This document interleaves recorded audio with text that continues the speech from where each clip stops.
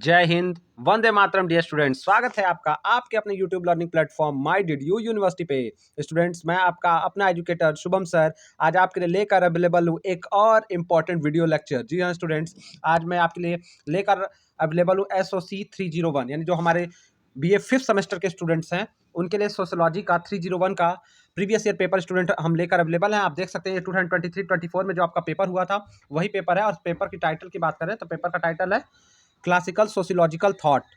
ठीक है स्टूडेंट्स, तो स्टूडेंट इस वीडियो में हम देखेंगे कि कैसे क्वेश्चन आए थे, उनके राइट आंसर क्या है। मैं जो छोटी छोटी बातें आपको बताऊंगा उसको नोट करिएगा, और आपको पता ही है वो एग्जाम में बहुत ज़्यादा आपके लिए बेनिफिशियल होते हैं। स्टूडेंट, पहला क्वेश्चन थोड़ा सा धुंधला है लेकिन आप अच्छे से इसको पढ़ पाएंगे क्योंकि आप मेरी बातों को ध्यान से सुनेंगे। तो पहला क्वेश्चन कह रहा है कि किसका विचार है कि मानव समाज का उद्विकास व्यक्ति के बौद्धिक विकास के समानांतर होता है, यानी जो इवोल्यूशन ऑफ ह्यूमन सोसाइटी है वो पैरेलली डेवलप होता है इंडिविजुअल इंटेलेक्ट की।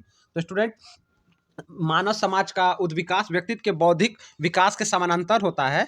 ठीक है, ये कहा है हर्बर्ट स्पेंसर महोदय ने। ठीक है, तो राइट आंसर आपका ऑप्शन बी होगा, हर्बर्ट स्पेंसर। ठीक है, ये इन्होंने माना है कि प्राणी जगत के समान ही समाज का विकास होता है। ठीक है, और जो अगस्त कॉम्टे हैं, जिसको अगस्त कॉन्ट आप कहते हैं स्टूडेंट, तो इन्होंने क्या माना, ये फादर ऑफ सोशियोलॉजी हैं, ये आप जानते हैं, समाजशास्त्र के पिता कॉम्ट को माना जाता है। और ये लेवल ऑफ इंटेलेक्चुअल डेवलपमेंट यानी बौद्धिक विकास के चरणों की बात करते हैं स्टूडेंट। ठीक है, और इन्होंने पॉजिटिविज्म का भी थियरी दिया हुआ है। ठीक है, तो अगर जो ये मानते हैं समानांतर होता है, कॉन्ट मानते हैं कि जो होता है वो कैसे होता है, वो लेवल में होता है, चरणों में होता है। ठीक है, और कार्ल मार्क्स तो आप जानते हैं कि इकोनॉमिक इन्फ्लुएंस यानी आर्थिक इन्फ्लुएंस को ज़्यादा प्रभावी मानते हैं।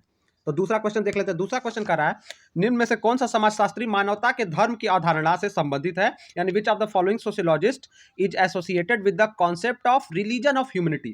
तो student, concept of religion of humanity यानी धर्म की अवधारणा की बात करें तो इससे संबंधित ऑप्शन हमारा जो बी है, अगस्त कॉम्ट यानी अगस्त कॉन्ट ही इसमें आते हैं। ठीक है, तो इन्होंने स्टूडेंट अगस्त कॉम्ट इसमें आते हैं। ठीक है, तो इससे पहले मैंने बताया हर्बर्ट स्पेंसर, स्टूडेंट याद रखिएगा कि बौद्धिक विकास के समानांतर मानते हैं। अगस्त कॉन्ट जो है स्टूडेंट मैंने बताया था ये लेवल ऑफ इंटेलेक्ट डेवलपमेंट यानी चरणों में विकास होने की बात को करते हैं। और जो इमाइल दुर्खिम ऑप्शन दिया है स्टूडेंट, ये क्या मानते हैं, तो ये साइज और डेंसिटी को यानी उसका आकार और घनत्व को ज़्यादा जनसंख्या आकार घनत्व इस पे बल देते हैं। तो इस पे भी आप ध्यान रखिएगा। तीसरा क्वेश्चन देखते हैं।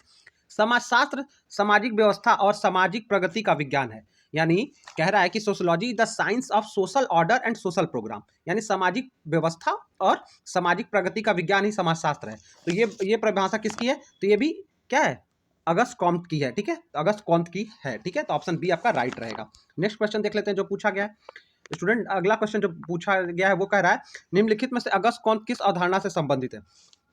तो यानी अगस्त कॉम्ट किस जो है अवधारणा यानी जिसको आप कह सकते हैं थॉट या कॉन्सेप्ट से जुड़े हुए हैं। तो किस कॉन्सेप्ट से जुड़े हुए हैं स्टूडेंट, तो ये hierarchy of sciences, hierarchy of sciences यानी जो विज्ञानों का संस्तरण है इससे जुड़े हुए हैं। चरणों की बात करते हैं, मैंने पहले ही बताया है। तो ये हायरार्की ऑफ साइंस, इसमें क्या क्या आता है, मैथ, साइंस, सोशियोलॉजी, ये सारी चीजें। तो हायरार्की ऑफ साइंस यानी विज्ञानों का संस्तरण से अगस्त कॉम्ट जुड़े हुए हैं। तो ऑप्शन सी आपका राइट होगा। स्टूडेंट, साथ ही साथ आप कमेंट करके बताइएगा कि आप को किस सब्जेक्ट का और प्रीवियस ईयर पेपर का सॉल्यूशंस और डिटेल एक्सप्लेनेशन वीडियो चाहिए। और साथ ही साथ ये भी कमेंट करिएगा स्टूडेंट कि आप किस कॉलेज से वीडियो देख रहे हैं, ताकि हमें पता चले कि आप किस कॉलेज से हमसे जुड़े हुए हैं। ठीक है, साथ ही साथ स्टूडेंट व्हाट्सएप और टेलीग्राम ग्रुप का लिंक आपको मिल जाएगा, वहां पे क्लिक करके आप हमारे ग्रुप से जुड़ सकते हैं। ओके, अगला क्वेश्चन कर रहा है। तो स्टूडेंट, जो 19वीं शताब्दी यूरोप में प्रभाविक बौद्धिक शक्तियों में समाहित नहीं था, तो रैशनलिज्म, ह्यूमैनिटेरिज्म और इम्प्रेसिज्म, लेकिन जो कह रहा है स्टूडेंट क्षेत्रवाद, तो यूरोप की बौद्धिक शक्तियों में क्षेत्रवाद शामिल नहीं था। ठीक है, जो रीजनलिज्म यानी ये अपना दायरा फैलाने में यकीन करते थे, क्षेत्र में सिमट के रहने में यकीन नहीं करते थे। बाकी जो रेशनलिज्म, ह्यूमैनिटेरिज्म और इम्प्रेसिज्म यानी तार्किकवाद, मानवतावाद और अनुभव जन्मवाद में ये विश्वास करते थे। और 19वीं शताब्दी किसका शताब्दी है, जब बहुत ज्यादा डेवलपमेंट हो रहा है, इंग्लैंड में, यूरोप में फैक्ट्रियां लग जा रही हैं। अगले क्वेश्चन की तरफ चलते हैं। अगला क्वेश्चन क्या कर रहा है, कौन से समाजशास्त्री मानव चेतना के वैज्ञानिक विकास के मध्य से समाज को मुक्तिदायक बनाने हेतु चिंतित रहे, यानी जो वो किसके लिए, लिबरलाइजेशन ऑफ सोसाइटी के लिए जो है वो कौन जो डेडिकेटेड रहे। तो स्टूडेंट, जो मानव चेतना के वैज्ञानिक विकास के माध्यम से समाज को मुक्तिदायक बनाने का काम किसने किया है, तो स्टूडेंट इमाइल दुर्खिम। ठीक है, इमाइल दुर्खिम ने इसमें योगदान दिया है। तो ऑप्शन बी आपका राइट रहेगा। ठीक है, नेक्स्ट क्वेश्चन कह रहा है कि the theological stage of social development was dominated by, यानी सामाजिक विकास के धार्मिक स्तर में वर्चस्व था किसका? इस ऑप्शन में से हमको देख के बताना। तो राजा और रानी का, सामाजिक विकास के धार्मिक स्तर में, पुरोहित और सैन्य बल का, चर्च के लोग और कानून वक्ता का, चर्चमैन एंड लॉयर्स और इंडस्ट्रियलिस्ट। तो theological stage of social development में तो स्टूडेंट किसका? पुरोहित और सैन्य बल का, जो प्रिस्ट एंड मिलिट्री का क्या था? वर्चस्व था। ठीक है, धार्मिक सामाजिक विकास के धार्मिक स्तर में। अब नेक्स्ट क्वेश्चन देखते हैं। नेक्स्ट क्वेश्चन कह रहा है कि मानव इतिहास मूलतः मानव चिंतन और समाज की प्रगति का ही इतिहास है, यह कथन है। तो human history is fundamentally the history of the program of mind and society. तो ये किससे जुड़ा हुआ है स्टूडेंट? तो ये जुड़ा हुआ है स्पेंसर से, हम कह सकते हैं कि ये जुड़ा हुआ है। ठीक है, तो ऑप्शन बी हमारा राइट रहेगा, स्पेंसर से जुड़ा हुआ है। अगला क्वेश्चन देखते हैं। फ्रांस की क्रांति, ये बहुत इंपॉर्टेंट क्वेश्चन है और हर पेपर में, पॉलिटिकल साइंस में भी पूछा जाएगा, सोशियोलॉजी में पूछा जाएगा, इवन इंग्लिश लिटरेचर में भी पूछ लिया जाता है, हिस्ट्री ऑफ इंग्लिश लिटरेचर में। तो फ्रेंच रिवॉल्यूशन हुआ था 1789 में। 1789 में फ्रेंच रिवॉल्यूशन हुआ था, जिसका मोटो क्या था? लिबर्टी, इक्वालिटी और फ्रेटर्निटी, समानता, सद्भाव और बंधुत्व। ये वाली भावना से फ्रांस की क्रांति की गई थी। अगला प्रश्न क्या पूछा था? अगला प्रश्न कर रहा है सामाजिक गतिशास्त्र संबंधित है, किसके अध्ययन से संबंधित है? तो सामाजिक गतिशास्त्र किसके अध्ययन से संबंधित है? तो स्टूडेंट ये बिहेवियर ऑफ द ग्रुप, ठीक है, ये जिसको आप एक्चुअल में जो सोशल डायनामिक्स होता है, जिसको सामाजिक गतिशास्त्र कहते हैं, ये ग्रुप के व्यवहार का अध्ययन करता है। ठीक है, तो ग्रुप के व्यवहार का अध्ययन करता है। ठीक है, तो ग्रुप के व्यवहार का अध्ययन करता है। ठीक है, तो सामाजिक संरचना से इसका आंसर होना चाहिए। Next question. ठीक है, अगला प्रश्न कर रहा है निम्नलिखित समाजशास्त्रियों में कौन कंसेंस यूनिवर्सिस के अवधारणा, यानी कंसेंस यूनिवर्सिस के कॉन्सेप्ट से कौन जुड़ा हुआ है, इसकी अवधारणा से कौन जुड़ा हुआ है? तो स्टूडेंट कंसेंस यूनिवर्सिस के सिद्धांत से कॉम्टे, अगस्त कॉम्ट जुड़े हुए हैं। अगस्त कॉम्ट जुड़े हुए स्टूडेंट्स, ऑप्शन ए आपका राइट रहेगा। और ये जो कॉन्सेनेस यूनिवर्सलिस है, ये आपका, ये जो टर्म इन्होंने दिया था स्टूडेंट, ये सोशल ऑर्डर यानी सामाजिक स्तर और सामाजिक सॉलिडिटी यानी सौहार्द को दिखाता है। ठीक है, तो इससे अगस्त कॉम्ट जुड़े हुए हैं, ऑप्शन ए आपका राइट रहेगा। अगला प्रश्न भी देख लेते हैं। नए प्रत्यक्षवादी समाज को कॉम्ट द्वारा नामित किया गया। तो नए प्रत्यक्षवादी समाज को कॉम्ट ने क्या नाम दिया? तो स्टूडेंट जो नए जो positive society was labelled by Comte, जो न्यू पॉजिटिव सोसाइटी थी, जिसको नया प्रत्यक्षवाद समाज कहा इन्होंने, ये आइडियल गवर्नमेंट को, आदर्शवादी सरकार को, जिसको आप कुलीन तंत्र सरकार भी कहते हो, इसी को इन्होंने नए प्रत्यक्षवाद के नाम से किया। ऑप्शन सही सी आपका राइट रहेगा। ओलिगार्की जो गवर्नमेंट है, जिसको आइडियल गवर्नमेंट के नाम से भी जानते हैं। और अगर पूछता है स्टूडेंट कि कॉम्टे ने किसका विरोध किया, तो उन्होंने प्रजातंत्र सरकार का विरोध किया था। ठीक है, इसको आप देख लीजिएगा। अगला प्रश्न, यूरोप में पुनर्जागरण किस देश से स्टार्ट हुआ? तो रेनेसा जो था student, Renaissance period English literature से जुड़ा हुआ है, तो आपको मिलेंगे चीजें यहाँ पे। तो यूरोप में पुनर्जागरण काल कहाँ से आया? तो रेनेसा जो स्टार्ट हुआ था स्टूडेंट, आपको याद रखना है कि फॉल ऑफ कॉन्स्टेंटिनोपल, कॉन्स्टेंटिनोपल का जो फॉल हुआ था, गिरा था, पतन हो गया था, वहां से इटली से स्टार्ट हुआ था। तो ऑप्शन बी आपका राइट रहेगा कि जो आपका 13 सेंचुरी के आसपास रेनेसा आ रहा है, 13 से 14 में फैल रहा है। तो इटली से फ्रांस पहुंचा, फ्रांस से यूरोप और इंग्लैंड में पूरी तरह से फैल गया। अगला question, the course of positive philosophy प्रकाशित हुई। तो the course of positive philosophy student कब आई है? 1930 में से 1942 के मध्य 19, ठीक है। तो the course of positive philosophy student आपका जो आया है ठीक है,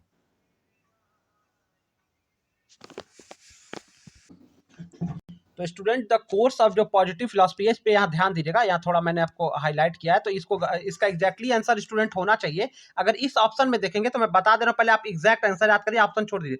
तो 1832 से, 1932 से ना स्टूडेंट, 1832 से जो हुआ था, ये आप 1830 से 1842 के बीच में हुआ था, सॉरी 1830 से 1842 के बीच, 1842 के बीच में हुआ था, एग्जैक्ट आपको बता रहा हूँ।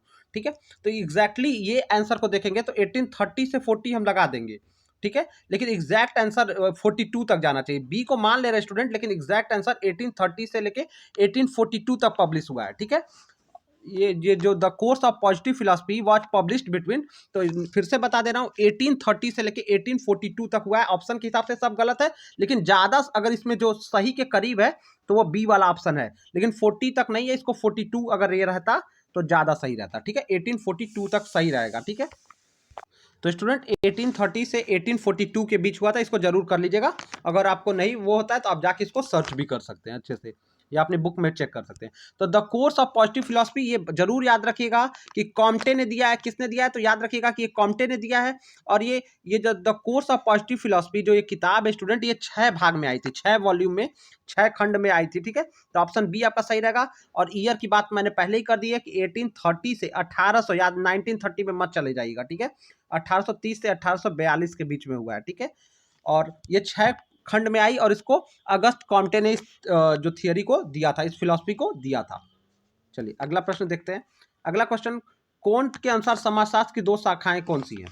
तो कोंट के अनुसार समाजशास्त्र की 2 शाखाएं जो है स्टूडेंट, वो क्या है? सोशल स्टैटिक्स और सोशल डायनामिक्स। पहला ऑप्शन जो है ये आपका राइट आंसर है, सोशल स्टैटिक्स और सोशल डायनामिक्स। जो सोशोलॉजी के 2 पार्ट के बारे में, 2 ब्रांच के बारे में अगस्त कॉम्टे ने बताया है, जो फादर ऑफ सोशोलॉजी है। और स्टूडेंट, जो सामाजिक स्थिति शास्त्र होता है, यानी जिसको सोशल स्टैटिक्स कहते हैं, ये समाज की वो शक्तियां जो समाज को बांधे रखती हैं, उसको सामाजिक स्थिति शास्त्र कहा जाता है। और जो सामाजिक गति शास्त्र यानी सोशल डायनेमिक्स होता है, ये समाज में परिवर्तन के जो कारण होते हैं वो होते हैं। ठीक है, तो बढ़ते हैं नेक्स्ट क्वेश्चन की तरफ। अगला क्वेश्चन क्या कह रहा है? अगला क्वेश्चन कह रहा है कि कौन सा मैच सही है, सॉरी कौन सा मैच सही नहीं है।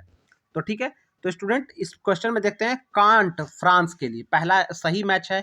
यानी कांट कहाँ के थे? तो यहाँ से आपको याद भी रखना है। तो ये कहाँ के समाजशास्त्री थे? तो फ्रांस से थे। स्पेंसर कहाँ से थे? इंग्लैंड से थे।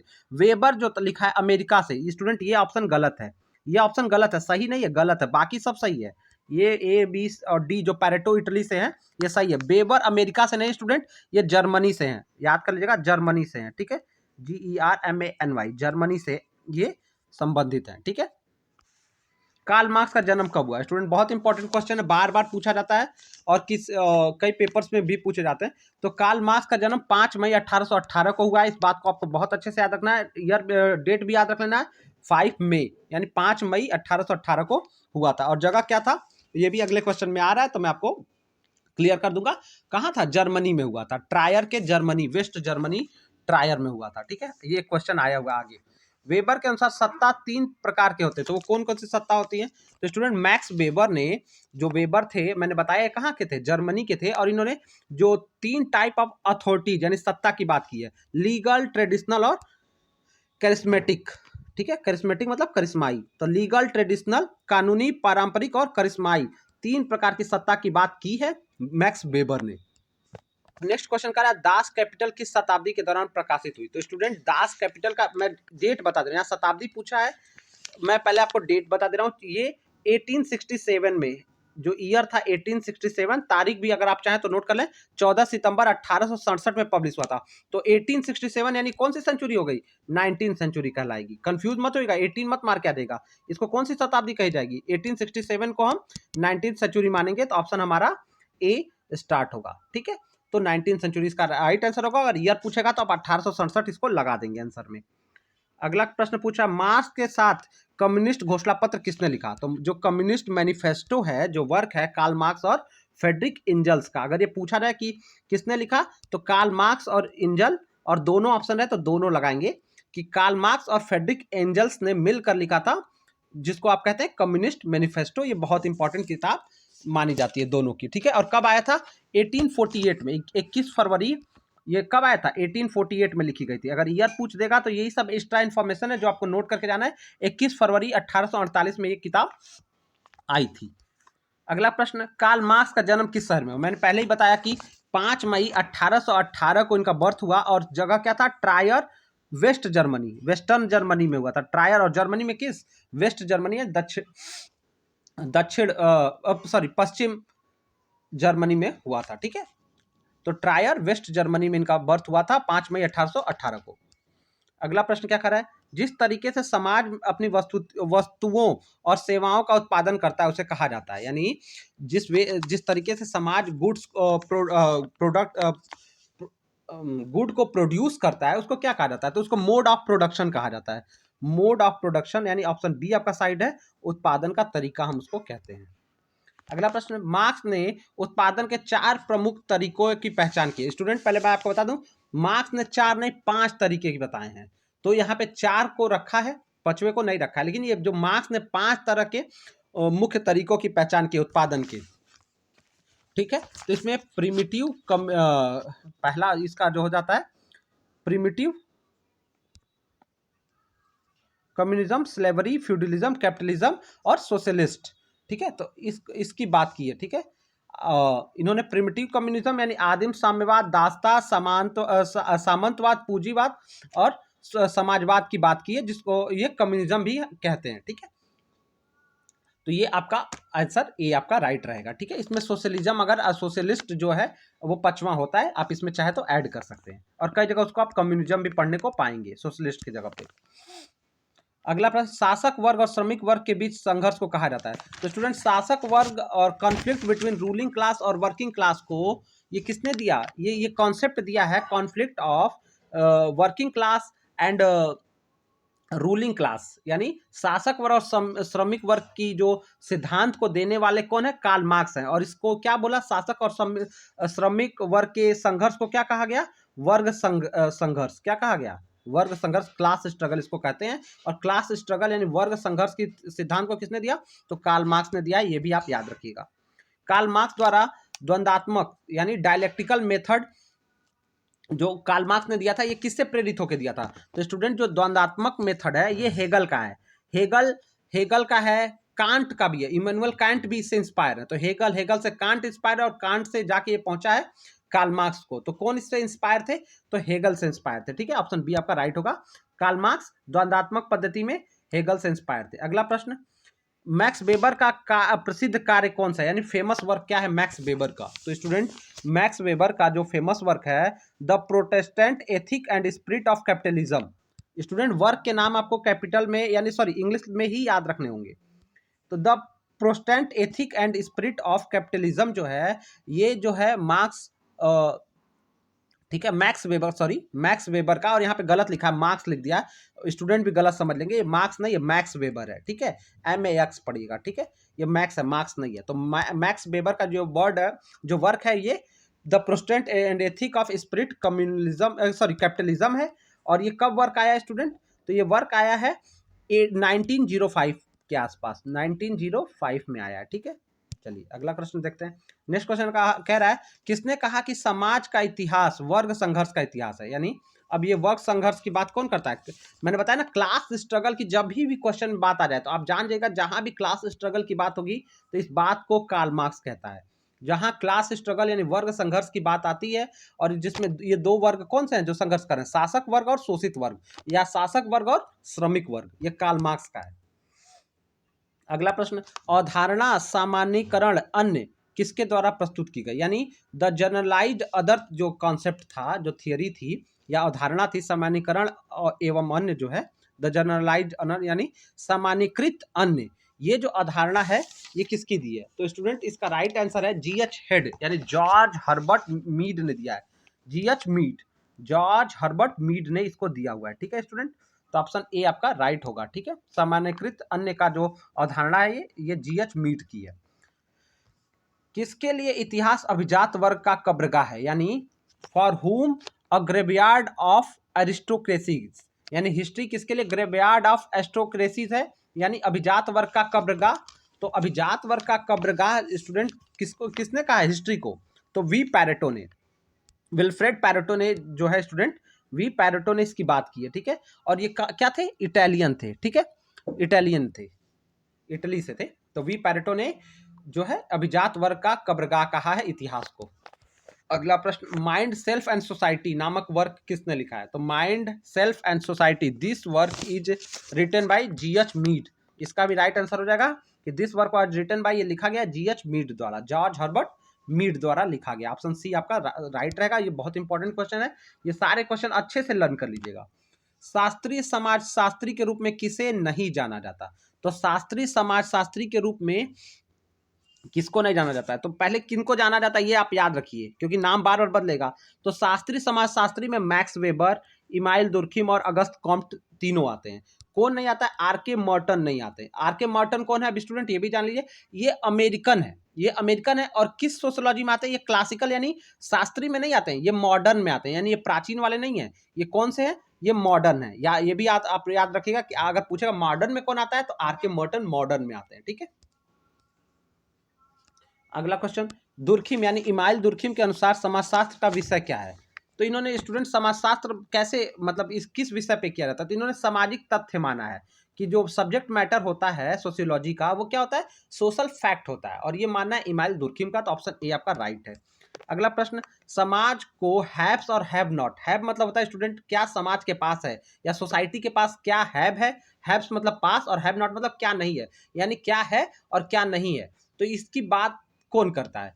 तो स्टूडेंट हैव्स और हैव नॉट की बात करते हैं कार्ल मार्क्स। और वो वही कहते हैं कि क्या जो है एक रूलिंग क्लास यानी रूलर क्लास जो शासक वर्ग है उसके पास बहुत सारी चीजें हैं, और जो गरीब वर्ग है उसके पास क्या चीजें नहीं है। यानी जो पास वर्ग जिसके पास सब चीजें हैं वो हैव वाला वर्ग वर्ग है, और हैव नॉट वाला वर्ग यानी किसके पास क्या नहीं है, वो गरीब वाला वर्ग है, वो श्रमिक वर्ग है। ठीक है, तो कार्ल मार्क्स बात करते हैं। क्लास स्ट्रगल, हैव और हैव नॉट की बात कार्ल मार्क्स ही करते हैं। किस समाजशास्त्री ने समाजशास्त्र में वर्स्टहेन शब्द का प्रयोग किया? तो स्टूडेंट वर्स्टहेन जो सब्जेक्ट जो आपकी बात हो जाती है, तो इस ये जर्मन भाषा का शब्द है, ये जर्मन भाषा का शब्द है वर्स्टेन। और इसको किसने प्रयोग किया है? मैक्स वेबर ने। ये जर्मन भाषा का शब्द है, मैक्स वेबर ने इसका इस्तेमाल किया। और वर्स्टेन का मतलब होता है किसी चीज को गहराई में उतरकर समझना, बहुत डिटेल में उसके ऊपर सोच विचार गहन करके उसको समझना, उसके बारे में निष्कर्ष निकालना। मैक्स वेबर ने इसको दिया है, याद रखिएगा। आधुनिक समाजवाद समाज ने किस व्यवस्था को प्रतिस्थापित किया? तो आधुनिक औद्योगिक समाज ने फ्यूडलिज्म, क्या है स्टूडेंट? फ्यूडलिज्म। ठीक है, तो फ्यूडलिज्म यानी सामंतवाद को प्रतिस्थापित किया। जो आधुनिक औद्योगिक समाज आया उसमें क्या आया स्टूडेंट? इसमें पहले सामंत कौन होते थे? इसमें सामंत में इसमें राजा शीर्ष होता था, फिर इसमें व्यापारी वर्ग और उसके राजा के नीचे के धनी लोग, बड़े बड़े सेठ या जैसे महाजन मंत्री, ये सब आते थे। तो सामंतवादी जब कैपिटलिस्ट वर्ग जब आपका इंडस्ट्रियल रिवोल्यूशन आ रहा है 19th सेंचुरी में, यानी जब ये 19वीं शताब्दी आ रही, तो फैक्ट्रियां लगनी शुरू हो रही हैं, तो धीरे धीरे पूंजीवादी वर्ग आ रहा है, और पूंजीवादी वर्ग का क्या हो रहा है? उदय हो रहा है। इसका पूंजीवाद का क्या हो रहा है? उदय हो रहा है। और सामंतवाद यानी जो लोग पहले से ही धनी थे, राजा महाराजाओं के घर से थे, सामंत थे, लैंडलॉर्ड थे, जमींदार थे, उनका क्या हो रहा है? वो धीरे धीरे हट रहे हैं व्यवस्था से। और अब शक्ति किसके पास आ रही है? जो जितना ज्यादा कमा रहा है, पूंजीवादी लोगों के पास, बिजनेसमैन के पास पावर आ रही है। अगला प्रश्न, समाज आधुनिक समाज में उत्पादन के साधनों का स्वामी कौन है? तो आधुनिक समाज में उत्पादनों जो समाज में उत्पादन होते हैं उसका स्वामी कौन है? पूंजीपति वर्ग, द बुर्जुआजीज। ठीक है, ऑप्शन ए आपका सही हो जाएगा। पूंजीपति वर्ग ही का ही उदय हो रहा है ना, कैपिटलिस्ट लोगों का उदय हो रहा है, जो पूंजीपति वर्ग है, बिजनेसमैन वर्ग का उदय हो रहा है। समाजशास्त्र सामाजिक क्रिया के अर्थ को समझने का विज्ञान है, यानी किसने कहा? Sociology the science of understanding the meaning of social action. तो this statement is given by Max Weber. तो समाजशास्त्र को सामाजिक क्रिया के अर्थ को समझने का विज्ञान किसने कहा? मैक्स वेबर ने कहा। ठीक है, और मैक्स वेबर ने कहा था। और मैक्स वेबर इसी, और ये जो सिद्धांत दिया था वो नीचे वाले क्वेश्चन में उस वर्क का नाम है, तो आइए देखते हैं। तो इन्होंने स्टूडेंट जो कहा था समाजशास्त्र सामाजिक क्रिया के अर्थ को समझने का विज्ञान है, अब वही पूछ रहा है कि ये किसका वर्क है, और किस वर्क में कहा? इकोनॉमी एंड सोसाइटी में। मैंने बताया ना, मैक्स वेबर ने कहा था, और उनकी क्या पुस्तक थी? इकोनॉमी एंड सोसाइटी, यानी अर्थव्यवस्था और समाज। कभी कभी इसको मिल जाएगा इकोनॉमी एंड सोसाइटी, तो आप समझ जाएगा कि अर्थव्यवस्था और समाज। तो इस ये पुस्तक किसकी है? मैक्स वेबर की है। और मैक्स वेबर ने इसमें क्या कहा था कि सामाजिक जो समाजशास्त्र होता है वो सामाजिक क्रिया के अर्थ को समझने का विज्ञान है। ठीक है, तो ये मैक्स वेबर ने कहा था। और इनके ये किस पुस्तक में कहा था? तो वो पुस्तक है इकोनॉमी एंड सोसाइटी, जिसको हिंदी में आप कह सकते हैं अर्थव्यवस्था और समाज। तो स्टूडेंट कई बार नाम अंग्रेजी में ही पूछे जाएंगे, तो इसको आप अंग्रेजी में ही याद रखेंगे तो बहुत बेहतर है। अगला क्वेश्चन, किसने कहा मनुष्य एक सामाजिक प्राणी? ये बहुत आसान क्वेश्चन है और बहुत एकदम क्लासिकल क्वेश्चन है, जैसे इसका क्लासिकल सोशियोलॉजिकल थॉट पेपर का नाम भी है आपका। उससे संबंधित है। तो ये कहा मैन को सोशल एनिमल बहुत पहले किसने कहा? अरस्तु ने बहुत पहले ही कह दिया कि मनुष्य जो है वो सामाजिक प्राणी है, और जो अरिस्टोटल थे वो ग्रीक फिलोसफर थे। ठीक है, नेक्स्ट क्वेश्चन देख लेते हैं। स्टूडेंट आप वीडियो को लाइक करिएगा, फ्रेंड्स के बीच शेयर करते रहिएगा, क्योंकि स्टूडेंट आपके शेयर करने से ही हमें मोटिवेशन मिलता रहता है। और आपको स्टूडेंट किस कॉलेज से वीडियो देख रहे हैं हमें कमेंट करके जरूर बताइएगा। चलिए हम चलते हैं। दुर्खिम के अनुसार निम्नलिखित में से कौन सी सामाजिक तत्व की विशेषताएं हैं? तो इमाइल दुर्खिम सामाजिक तत्व की विशेषताएं क्या मानते हैं? तो स्टूडेंट जो इन्होंने क्या बताया है, जो इमाइल दुर्खिम है, ये जो सोशल फैक्ट की विशेषता क्या क्या बताते हैं? तो बाह्यता यानी एक्सटेरियरिटी को भी बताते हैं, ठीक है, और बाह्यता को भी बताते हैं। ठीक है, इसके साथ साथ ये जर्नलिटी यानी सामान्यकरण को और स्वतंत्रता यानी इंडिपेंडेंस को भी बताते हैं। तो दो बातें दी हैं, दो नहीं दिया। तो आप याद रखिएगा कि एक्सटीरियरिटी यानी बाह्यता, कॉन्स्टेंट मतलब बाध्यता, जर्नलिटी मतलब सामान्यता, समानता नहीं, सामान्यता, और इंडिपेंडेंस मतलब स्वतंत्रता। इन सारी चीजों को मानते हैं। तो यहाँ पे आंसर हमारा सी सही होगा, ए और बी दोनों को मानते हैं। ठीक है, और दो और मैंने बता दिया कि किसको मानते हैं। किसने the rules of sociological method नाम की किताब लिखी? अगला क्वेश्चन पूछ रहा है किसने लिखी। तो ये बहुत इंपॉर्टेंट क्वेश्चन है स्टूडेंट, इसमें से आपको ये सारे क्वेश्चन बुक के नाम जरूर लर्न करके जाएगा। 3-4 क्वेश्चन आपको मिल जाएंगे।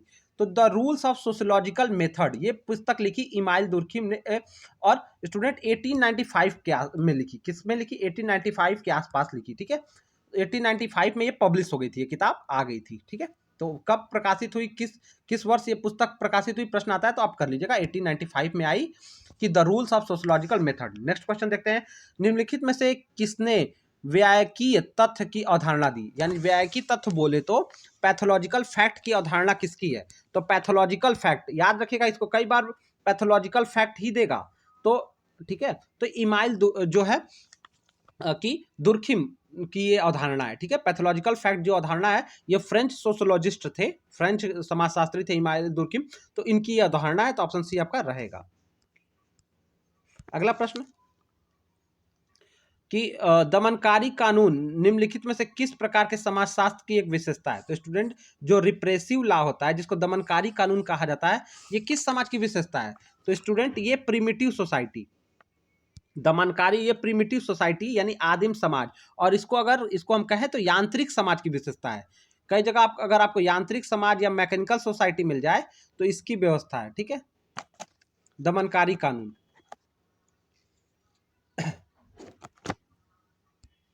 अब नेक्स्ट क्वेश्चन कर रहा है, निम्नलिखित में किसने आत्महत्या का सामाजिक सिद्धांत प्रतिपादित किया?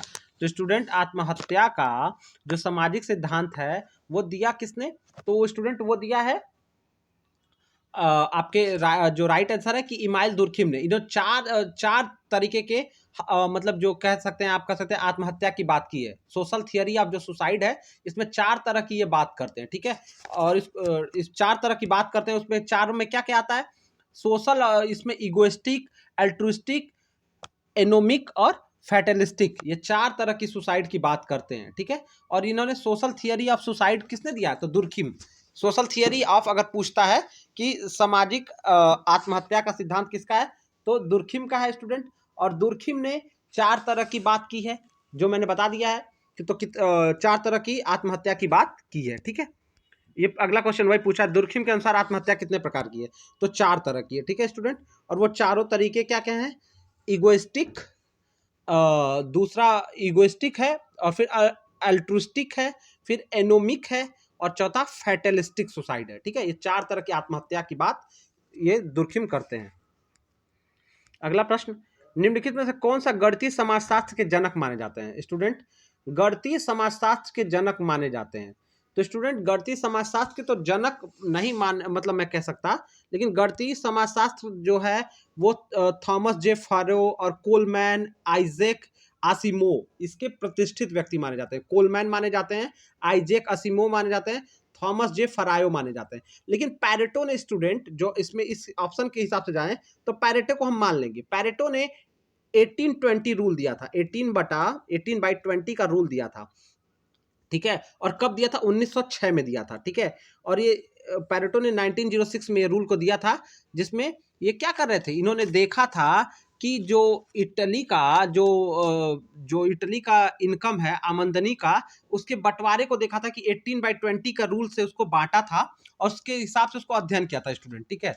तो पैरेटो का इसमें हम आंसर को मान लेंगे, ठीक है। लेकिन बहुत ज्यादा हम अगर बात करें कि कौन इसके फादर माने जाते हैं या फाउंडर, तो फाउंडर मतलब बहुत पहले इसकी बात कर दी थी स्टूडेंट, लेकिन ये इसके फादर नहीं है। फादर आप आइजैक आसिमो को और कोलमैन को ही मान सकते हैं, ठीक है। तो यहाँ पैरेटो ने बहुत पहले इसकी बात कर दी थी, लेकिन ये बाद में विकसित हुआ है, तो पैरेटो के साथ हम जाएंगे। अगला क्वेश्चन, जब साधन और साध्य के बीच कोई तर्क संगत एवं उचित संबंध न हो, यानी कोई अच्छा एप्रोप्रिएट रिलेशन ना हो, किसके किसके बीच में, मीन्स और एंड, यानी साधन और साध्य के बीच में कोई तर्क संगत संबंध नहीं हो, तो इसे क्या कहा जाता है, तो इसे अतार्किक क्रिया, जिसको नॉन लॉजिकल एक्शन कहा जाता है, अतार्किक क्रिया कहते हैं। बी आपका राइट होगा। तो चलते हैं स्टूडेंट, लास्ट की तरफ बढ़ सकते हैं। 2 क्वेश्चन है, लास्ट के देख लेते हैं। स्टूडेंट वीडियो को शेयर करके अपने क्लासमेट्स और फ्रेंड्स से शेयर करके हमारा कॉन्फिडेंस बढ़ाइएगा। चलिए अगला क्वेश्चन देखते हैं। निम्नलिखित में किसने अवशेष की अवधारणा दी है? अवशेष की अवधारणा किसने, तो विल्फ्रेड पैरेटो की ही है। अवशेष की अवधारणा जिसको कहा जाता है रेसिड्यू, ठीक है, concept of residue Wilfred Pareto की है। ये इटालियन आप कह सकते हैं अर्थशास्त्री भी थे, समाजशास्त्री भी थे, और इनका एक वर्क है ये किस जो कॉन्सेप्ट ऑफ रेसिड्यू यानी अवशेष की अवधारणा, इनकी एक प्रसिद्ध पुस्तक है जिसमें दी थी। उस पुस्तक का नाम है treatise on general sociology. Note कर लीजिएगा, ट्रीटीज ऑन जनरल सोशियोलॉजी। इस वर्क में विल्फ्रेड पैरेटो ने इस कॉन्सेप्ट ऑफ रेसिड्यू यानी अवशेष की अवधारणा दी थी। ये बहुत इंपॉर्टेंट है, वर्क पूछा जा सकता है। अगला प्रश्न, भ्रांत तर्क की अवधारणा किसके द्वारा दी गई है? तो स्टूडेंट भ्रांत तर्क की अवधारणा जो है, अगला क्वेश्चन है, भ्रांत तर्क की अवधारणा ये किसने दी? तो कॉन्सेप्ट ऑफ डेरिवेशन, ये भी किसके द्वारा दिया गया है? ये सोशियोलॉजी में, तो ये बात करते हैं पैरेटो द्वारा ही दिया गया है। तो स्टूडेंट इस तरह से आपके लिए हमने 50 क्वेश्चन कवर किया। आशा करते हैं वीडियो लेक्चर आपको अच्छा लगा होगा। तो मिलते हैं स्टूडेंट नेक्स्ट वीडियो में, तब तक वीडियो को फ्रेंड से शेयर करिएगा और कमेंट करिएगा कि आपको किस किस और सब्जेक्ट के प्रीवियस ईयर पेपर के डिटेल एनालिसिस चाहिए। आपको आपके एग्जामिनेशन के लिए हमारी माय डिड यूनिवर्सिटी फैमिली की तरफ से गुड लक।